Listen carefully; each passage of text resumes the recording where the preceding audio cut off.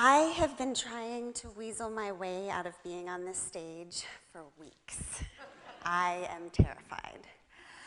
But about a month ago, I was up early panicking about this, and I watched an old TED Talk that Brene Brown did on vulnerability.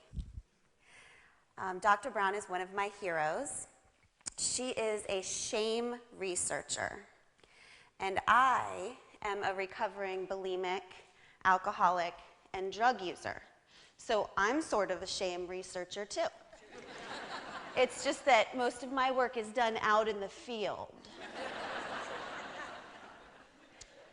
And Dr. Brown defined courage like this. She said, "Courage is to tell the story of who you are with your whole heart." And that got me thinking about another one of my heroes, Georgia O'Keeffe, and how she said, "Whether you succeed or not is irrelevant. There is no such thing. Making the unknown known is what is important." So here I am to tell you the story of who I am with my whole heart and to make some unknowns known. When I was 8 years old, I started to feel exposed, and I started to feel very, very awkward. Every day I was pushed out of my house and into school, all oily and pudgy and conspicuous, and to me the other girls seemed so cool and together and easy. And I started to feel like a loser in a world that preferred superheroes. So I made my own capes, and I tied them tight around me. My capes were pretending and addiction. But we all have our own superhero capes, don't we? Perfectionism and overworking, snarkiness and apathy. They're all superhero capes. And our capes are what we put over our real selves so that our real tender selves don't have to be seen and can't be hurt. Our superhero capes are what keep us from having to feel much at all, because every good and bad thing is deflected off of them. And so for 18 years, my capes of addiction and pretending kept me safe and hidden. People think of us addicts as insensitive liars, but we don't start out that way. We start out as extremely sensitive truth tellers. We feel so much pain and so much love, and we sense that the world doesn't want us to feel that much and doesn't want to need as much comfort as we need, so we start pretending. We try to pretend like we're the people that we think we're supposed to be.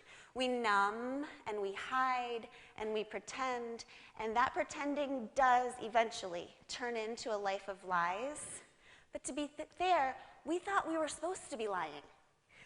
They tell us since we're little that when someone asks us how we're doing, the only appropriate answer is fine, and you? But the thing is that people are truth tellers. We are born to make our unknown known. We will find somewhere to do it.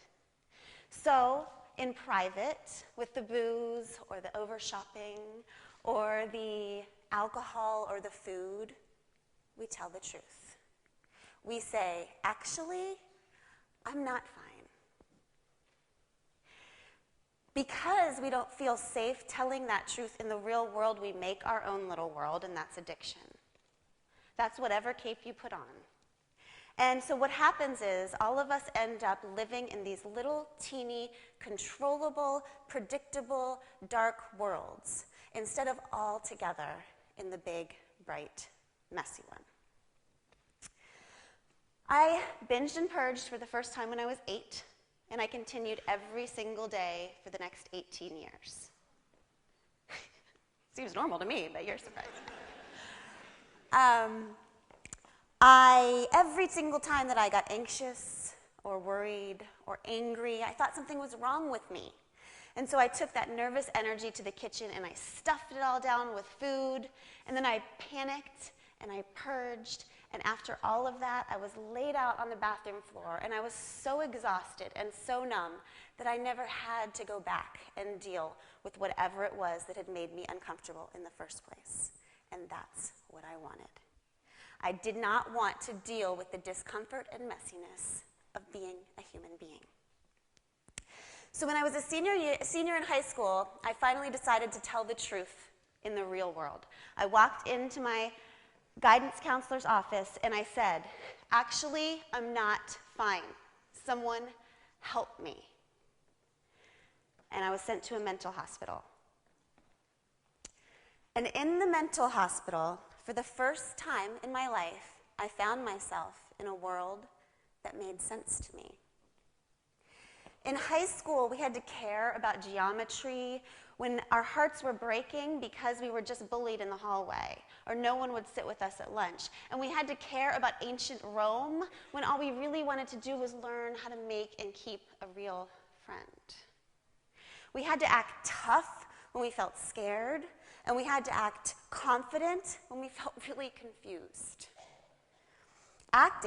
Pretending was a matter of survival. High school is kind of like the real world sometimes. But in the mental hospital, there was no pretending. The jig was up. We had classes about how to express how we really felt through music and art and writing. We had classes about how to be a good listener and how to be brave enough to tell our own story while being kind enough not to tell anybody else's. We held each other's hands sometimes just because we felt like we needed to. Nobody was ever allowed to be left out. Everybody was worthy. That was the rule, just because she existed. And so, in there, we were brave enough to take off our capes. All I ever needed to know, I learned in the mental hospital. I remember this sandy-haired girl who was so beautiful, and she told the truth on her arms. And I held her hand one day while she was crying, and I saw that her arms were just sliced up like pre-cut hams. In there, people wore their scars on the outside so you knew where they stood. And they told the truth so you knew why they stood there. So, I graduated from high school, and I went on to college, which was way crazier than the mental hospital. In college, I added on the capes of alcoholism and drug use. The sun rose every day, and I started binging and purging. And then when the sun set, I drank myself stupid. The sunrise is usually people's signal to get up, but it was my signal every day to come down from the booze and the boys and the drugs, and I could not come down. That was to be avoided at all costs, so I hated the sunrise. I closed the blinds, and I'd put the pillow over my head while my spinning brain would torture me about the people who were going out into their day, into the light, to make relationships and pursue their dreams and have a day. And I had no day. I only had night. And these days, I like to think of hope as that sunrise. It comes out every single day to shine on everybody equally. It comes out to shine on the sinners and the saints and the druggies and the cheerleaders. It never withholds. It doesn't judge. And if you spend your entire life in the dark and then one day just decide to come out, it'll be there, waiting for you, just waiting to warm you. You know, all those years I thought of that sunrise as searching and accusatory and judgmental. But it wasn't. It was just hope's daily invitation to me to come back to life. And I think if you still have a day, if you're still alive, you're still invited. I actually graduated from college, which makes me both grateful to and extremely suspicious of my alma mater.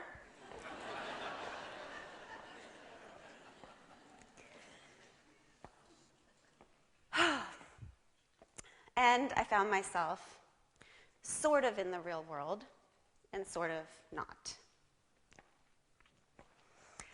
On Mother's Day, 2002, I'm not good at years, we'll just say on Mother's Day, I had spun deeper and deeper. I wasn't even Glennon anymore. I was just bulimia. I was just alcoholism. I was just a pile of capes. But on Mother's Day, one Mother's Day, I found myself on the cold bathroom floor, hungover, shaking, and holding a positive pregnancy test. And as I sat there with my back literally against a wall, shaking, and understanding washed over me. And in that moment on the bathroom floor, I understood that even in my state, even lying on the floor, that someone out there had deemed me worthy of an invitation to a very, very important event. And so, that day on the bathroom floor, I decided to show up, just to show up, to climb out of my dark, individual, controllable world and out into the big, bright, messy one. And I didn't know how to be a sober person or how to be a mother or how to be a friend. So I just promised myself that I would show up and I would do the next right thing. Just show up, Glennon. Even if you're scared, just do the next right thing, even when you're shaking. And so I stood up. Now, what they don't tell you about getting sober, about peeling off your capes, is that it gets a lot worse before it gets better. Getting sober is like recovering from frostbite. It's all of those feelings that you've numbed for so long, now they're there and they're present. And at first, it just feels kind of tingly and uncomfortable, but then those feelings start to feel like daggers. The pain, the loss, the guilt, the shame, it's all piled on top of you with nowhere to run. But what I learned during that time is that sitting with the pain and the joy of being a human being, while refusing to run for any exits, is the only way to become a real human being. And so these days, I'm not a superhero, and I'm not a perfect human being, but I am a fully human being, and I'm so proud of that. I am, fortunately and frustratingly, still exactly the same person as I was when I was 20 and 16 and 8 years old. I still feel scared all the time, anxious all the time, oily all the time. I still get very high and very low in life, daily. But I've finally accepted the fact that sensitive is just how I was made. That I don't have to hide it, and I don't have to fix it, I'm not broken. And I've actually started to wonder if maybe you're sensitive too. Maybe you feel great pain and deep joy, but you just don't feel safe talking about it in the real world. And so now, instead of trying to make myself tougher, I write and I serve people to help create a world where sensitive people don't need superhero capes, where we can all just come out into the big, bright, messy world and tell the truth and forgive each other for being human and admit together that, yes, life is really hard, but also insist that together we can do hard things. You know, maybe it's okay to say, actually, today I'm not fine. Maybe it's okay to remember that we're human beings and to stop doing long enough to think and to love and to share and to listen.